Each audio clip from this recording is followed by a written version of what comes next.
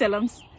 அதுக்கப்புறம் கன்சென்ட் வந்து இன்ஃபார்ம்ட். அப்படின்னா அர்த்தம் என்னன்னா, ஒருத்தங்களுக்கு அந்த இடத்துல என்ன நடக்க போகுது, அந்த நேரத்தில் என்ன நடக்க போகுது அப்படின்னு ஃபுல்லாக தகவல் தெரியணும். இது வந்து செக்ஷுவல் ஆக்டிவிட்டிக்கு மட்டும் கிடையாது.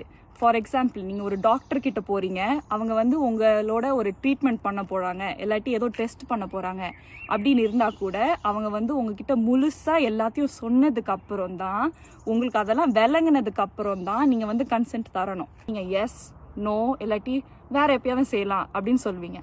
அதே மாதிரி செக்ஷுவல் ஆக்டிவிட்டி இல்லாட்டி உங்கள் உடம்பை சார்ந்த எதுனாலும் சரி, நீங்கள் வந்து எல்லா தகவலும் தெரிஞ்சதுக்கு அப்புறம் தான் எஸ் இல்லாட்டி நோ சொல்லணும்.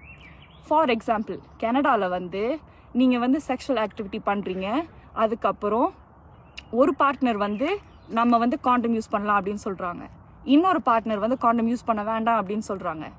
அந்த காண்டம் யூஸ் பண்ணணும் அப்படின்னு சொல்கிற பார்ட்னருக்கு தெரியாமல் காண்டம் ரிமூவ் பண்ணால் அது வந்து சட்டப்படி குற்றம். இது பேர் வந்து ஸ்டெல்த்திங் அப்படின்வாங்க.